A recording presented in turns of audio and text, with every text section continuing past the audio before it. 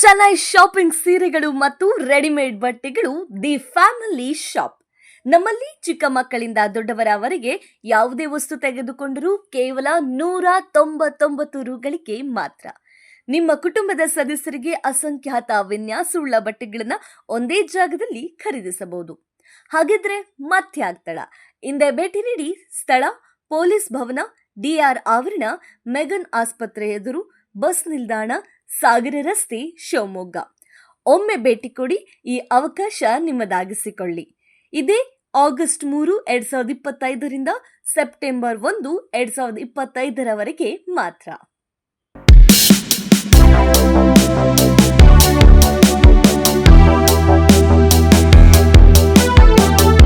ಶಿವಮೊಗ್ಗ ನಗರದ ವಿನೋಬನಗರ ಪೊಲೀಸ್ ಠಾಣಾ ವ್ಯಾಪ್ತಿಯಲ್ಲಿ ನಡೆದ ಕೊಲೆ ಪ್ರಕರಣವೊಂದು ಬೆಳಕಿಗೆ ಬಂದಿದೆ. ಎಪಿಎಂಸಿ ಬಳಿಯ ಲೇಔಟ್ನಲ್ಲಿ ಜಗಳದ ವೇಳೆ ಚಾಕುವಿನಿಂದ ಇರಿಯಲ್ಪಟ್ಟಿದ್ದ ಜನಾರ್ದನ್ ನಾಯ್ಕ ಎಂಬ ಯುವಕ ಚಿಕಿತ್ಸೆ ಫಲಕಾರಿಯಾಗದೆ ಆಸ್ಪತ್ರೆಯಲ್ಲಿ ಸಾವನ್ನಪ್ಪಿದ್ದಾನೆ. ಈ ಪ್ರಕರಣಕ್ಕೆ ಸಂಬಂಧಿಸಿದಂತೆ ಜನಾರ್ದನ್ ಅವರ ದೊಡ್ಡಪ್ಪನ ಮಗ ಹನುಮಂತ ನಾಯ್ಕನನ್ನು ಪೊಲೀಸರು ಬಂಧಿಸಿದ್ದಾರೆ. ಪೊಲೀಸರ ಪ್ರಕಾರ ಹನುಮಂತ ಮತ್ತು ಜನಾರ್ದನ್ ನಡುವೆ ಈ ಹಿಂದೆ ಒಂದು ವೈಯಕ್ತಿಕ ಕಲಹವಿತ್ತು. ಇತ್ತೀಚೆಗೆ ನಡೆದ ಒಂದು ಅಪಘಾತದಲ್ಲಿ ಹನುಮಂತನಿಗೆ ಗಾಯಗಳಾಗಿದ್ದವು. ಆದರೆ ಜನಾರ್ದನ ವೈದ್ಯಕೀಯ ಖರ್ಚುಗಳನ್ನು ನೀಡಿರಲಿಲ್ಲ.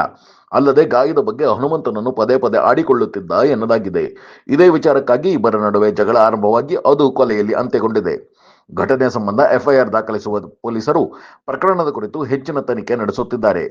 ಪೊಲೀಸ್ ಠಾಣಾ ವ್ಯಾಪ್ತಿಯಲ್ಲಿ ನಿನ್ನೆ ರಾತ್ರಿ ಸುಮಾರು 10 ಗಂಟೆ ಅಷ್ಟೊತ್ತಿಗೆ ಒಂದು ಮರ್ಡರ್ ಪ್ರಕರಣ ದಾಖಲಾಗಿದೆ.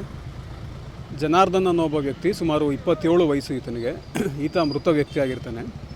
ಈತನ ಸ್ವಂತ ದೊಡ್ಡಪ್ಪನ ಮಗ ಹನುಮಂತ ಅಂತ, ಅವನು ಮುಖ್ಯ ಆರೋಪಿ ಆಗಿರ್ತಾನೆ. ಸೊ ಈತ ಯಾರು ಮೃತ ವ್ಯಕ್ತಿ ಇರ್ತಾನೆ ಜನಾರ್ದನ್ನು, ಇಲ್ಲೇ ನಿಮ್ಮ ಪಕ್ಕದಲ್ಲಿ ಕಾಣ್ತಿರ್ತಕ್ಕಂಥ ಒಂದು ನಿಸರ್ಗ ಹೋಟ್ಲಲ್ಲಿ ಕೆಲಸ ಮಾಡ್ತಿರ್ತಾನೆ ಕುಕ್ಕಾಗಿ. ಸೊ ಒಂದು ರಾತ್ರಿ 9:30, 9:30 ಅಷ್ಟೊತ್ತಿಗೆ ಬಂದು ಫೋನ್ ಮಾಡಿ ಕರೆಸ್ಕೋತಾನೆ, ಬಾ ನಿನ್ನ ಹತ್ರ ನಾನು ಮಾತಾಡಬೇಕು ಅಂತಂದು. ಸೊ ಅವನು ಕೆಳಗಡೆಗೆ ಬಂದಾಗ ಇವನು ಮುಂಚಿತವಾಗಿ ಪ್ರಿಪೇರ್ ಆಗಿ ಬಂದಿರ್ತಾನೆ. ಅವನ ಜೊತೆ ಬೇರೆ ಯಾರು ಇದ್ದರೆ ಏನು ಎತ್ತ ಅಂತಂದು ಪರಿಶೀಲನೆ ಮಾಡ್ತಾಯಿದ್ದೀವಿ. ಸೊ ಕೆಳಗಡೆ ಬಂದಿದ್ದ ತಕ್ಷಣ ಅವನು ಚಾಕುವಿನಿಂದ ಈತನಿಗೆ ತಿವಿದು ಗಾಯ ಕೂಡ ಆಗಿರುತ್ತೆ ಅವನಿಗೆ. ಇಮಿಡಿಯೇಟ್ಲಿ ಇಲ್ಲಿ ಸ್ಥಳೀಯರು ಯಾರಿರ್ತಾರೆ ಅವರು ಆಸ್ಪತ್ರೆಗೆ ಸೇರಿಸ್ತಾರೆ. ನಮ್ಮ ಇಲಾಖೆಯ ಅಧಿಕಾರಿಗಳು ಕೂಡ ಬಂದು ಆರೋಪಿನೂ ಕೂಡ ಸೆಕ್ಯೂರ್ ಮಾಡ್ಕೊಳ್ತಾರೆ. ಆಮೇಲೆ ಆಸ್ಪತ್ರೆಗೆ ಅಡ್ಮಿಟ್ ಆಗಿರ್ತಾನೆ. ಇವತ್ತು ಬೆಳಗಿನ ಜಾವ ಆತ ಮೃತಪಟ್ಟಿರ್ತಾನೆ. ಮರ್ಡರ್ ಪ್ರಕರಣವಾಗಿ ನಾವು ಇದನ್ನು ಕನ್ವರ್ಟ್ ಮಾಡ್ಕೊಂಡಿದ್ದೀವಿ.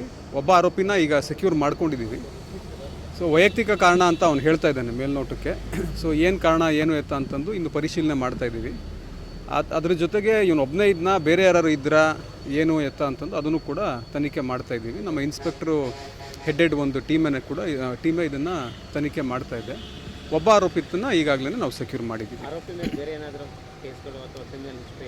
ಅದೇ ಕ್ರಿಮಿನಲ್ ಬ್ಯಾಕ್ಗ್ರೌಂಡ್ ಚೆಕ್ ಮಾಡ್ತಾ ಇದ್ದೀವಿ. ಬಟ್ ಇವನು ಸ್ವಂತ ದೊಡ್ಡಪ್ಪನ ಮಗನೇ ಇದ್ದಾನೆ. ವೈಯಕ್ತಿಕ ಕಾರಣ ಅಂತಂದು ಹೇಳ್ತಾ ಇದ್ದಾರೆ. ಸೊ ಕಳೆದ ಒಂದು 4-5 ತಿಂಗಳಿಂದನೂ ಇವರಿಬ್ಬರಿಗೂ ಸ್ವಲ್ಪ ವೈಮನಸ್ಸಿತ್ತಂತೆ. ಸ್ವಂತ ದೊಡ್ಡಪ್ಪನ ಮಗನೇ ಆಗಿರೋದ್ರಿಂದ, ಆಮೇಲೆ ಇಬ್ಬರು ಸಿಮಿಲರ್ ಏಜ್ ಇರೋದ್ರಿಂದ ಅಣ್ಣ ತಮ್ಮಂದಿರ ರೀತಿ ಬೆಳೆದಿದ್ದಾರೆ ಅವರಿಬ್ಬರು. ಸೊ ಅದು ಅಷ್ಟೇ ಕಾರಣನ ಬೇರೆ ಏನಾದ್ರು ಕಾರಣ ಇದೆಯಾ ಅಂತಲೂ ಕೂಡ ನಾವು ತನಿಖೆ ಮಾಡ್ತಾಯಿದ್ದೀವಿ.